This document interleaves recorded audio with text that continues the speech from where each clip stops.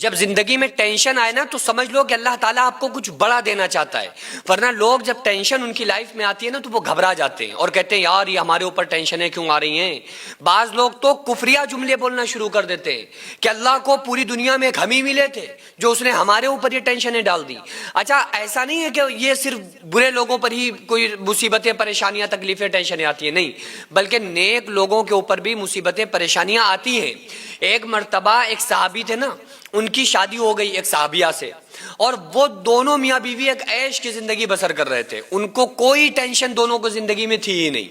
تو بیوی کا دماغ ٹنکا رہتا تھا ہر ٹائم کہ یار ہماری زندگی میں کوئی ٹینشن کیوں نہیں ہے، یعنی وہ یہ سوچ رہی ہیں کہ ہماری زندگی میں ٹینشن کیوں نہیں ہے۔ تو آخر کار ایک مرتبہ شوہر نے خوش ہو کے کہا کہ اے بیگم بتاؤ کیا چاہتی ہو، آج تم کوئی بھی چیز دنیا کی کچھ بھی مانگو میں تمہیں ضرور دوں گا۔ تو بیوی نے کہا اچھا آپ بعد میں مکریں گے تو نہیں بات سے؟ کہا بالکل نہیں، بتاؤ کیا مانگتی ہو۔ تو بیوی نے کہا تو پھر آپ ہم کو طلاق دے دیجئے، پھر آپ ہمیں ڈیورس دے دو، ہمیں الگ کر دو، اپنے آپ سے جدا کر دو۔ تو شوہر بڑی ٹینشن میں آ گئے، کنفیوز ہو گئے، کہنے لگے اتنی محبت کرنے والی بیوی، ساری زندگی ہم میں کبھی چوں چرا نہیں ہوا، اور آخر آج کیا ایسا ہو گیا جو بیوی ہم سے طلاق مانگ رہی ہے؟ تو شوہر نے کہا کہ ایسے نہیں، اتنا بڑا ڈیسیژن، اتنا بڑا فیصلہ خود نہیں لیں گے، چلو رسول اللہ صلی اللہ علیہ وآلہ وسلم کی بارگاہ میں آقا علیہ السلام سے جا کر اپنے مسئلے کو رکھیں گے، جو ہمارے نبی صلی اللہ علیہ وآلہ وسلم حکم دیں گے ویسا ہم عمل کریں گے۔ تو یہ دونوں لوگ وہاں سے نکلے،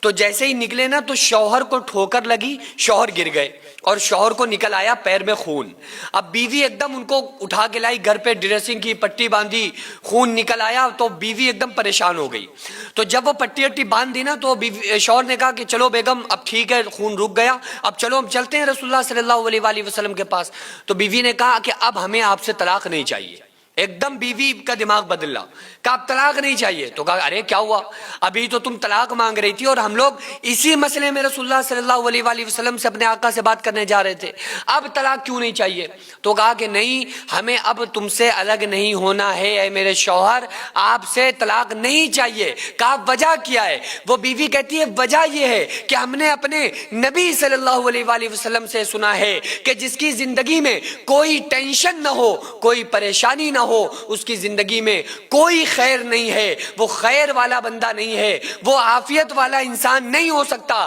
وہ اس کے اندر کوئی بھلائی نہیں جس کی زندگی میں کوئی ٹینشن نہ ہو۔ تو وہ بیوی جو تھی اس نے کہا کہ اب آپ کے خون نکل آیا، اب آپ کی زندگی میں ٹینشن آ گئی، آپ کی زندگی میں پریشانی آ گئی، اس لیے اب ہمیں آپ سے کچھ نہیں چاہیے۔ اور جب یہ مصیبتیں ٹینشنیں آتی ہیں تو اس کے بعد قرآن کہتا ہے ان مع العسر یسرا، کہ بے شک مشکل کے ساتھ آسانی بھی ہے۔ انسان کی زندگی میں پریشانی آتی ہے، ایسا نہیں ہے کہ وہ پریشانی ہمیشہ ہمیشہ رہتی ہے، لیکن اگر وہ بندہ صبر کا دامن تھامے رہتا ہے اور اللہ کی ذات پر توکل رکھتا ہے، یقین رکھتا ہے، اور حق کے پر جمع رہتا ہے، تو انشاءاللہ ایک وقت آتا ہے کہ جو قرآن کا فیصلہ ہے ان مع العسر یسرا، بے شک مشکل کے ساتھ آسانی بھی ہے، تو اس کے بعد آسانیاں آتی ہیں۔ آپ یہ مت سمجھو کہ مصیبت آ گئی، اب پریشانیاں آ گئی، ٹینشنیں آ گئی، اس کے بعد ہی اللہ تعالیٰ آپ کو اس میں بہتری آپ کے لیے چاہتا ہے۔ اگر آپ نیکی کے سیدھے راستے پر چل رہے ہیں اور پریشانیاں آ رہی ہیں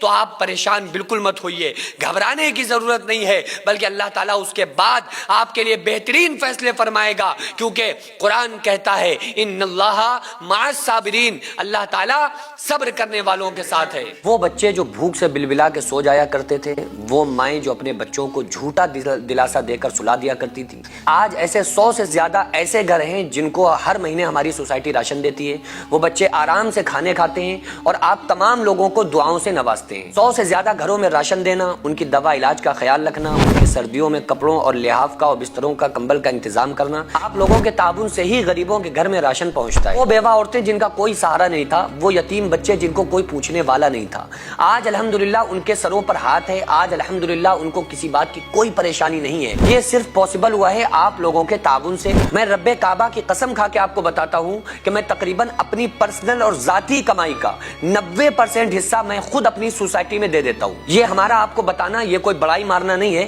بلکہ آپ لوگوں کو اپنے ساتھ جوڑ کر کام کرنا ہے۔ آپ لوگوں سے بڑی عاجزانہ درخواست ہے، اپیل ہے کہ آپ لوگ ہمارے ساتھ مل کر زیادہ سے زیادہ تعاون کریں، اور ہم یہ ارادہ کریں، ہم یہ عہد کریں کہ غریب کے بچوں کو انشاءاللہ بھوکا نہیں سونے دیں گے، اور اس کا اجر اللہ تعالیٰ ہمیں دنیا میں، ہمارے مرنے کے بعد قبر میں، اور ہمیں آخرت میں ضرور عطا فرمائے گا۔ اگر آپ چاہیں تو اپنے مرحومین کے نام سے بھی ایصال ثواب کے طور پہ دے سکتے ہیں، اور آپ کا دیا ہوا ایک ایک روپیہ صحیح جگہ پر پہنچتا ہے، مستحقین تک پہنچتا ہے، اور انشاءاللہ ان تمام مستحقین کی دعائیں آپ تمام لوگوں کو کامیاب کر دیں گے۔ تو کیوں نہ ہماری کمائیوں کا کچھ حصہ جو اللہ کے لیے خرچ ہو جائے، تاکہ یہ دنیا اور آخرت میں ہمیں کامیاب بنا دے۔ تو اسکرین پر جو آغازیہ ویلفیئر سوسائٹی کا اسکینر اور اکاؤنٹ نمبر نظر آ رہا ہے، اس کے ذریعے سے آپ لوگ زیادہ سے زیادہ تعاون ضرور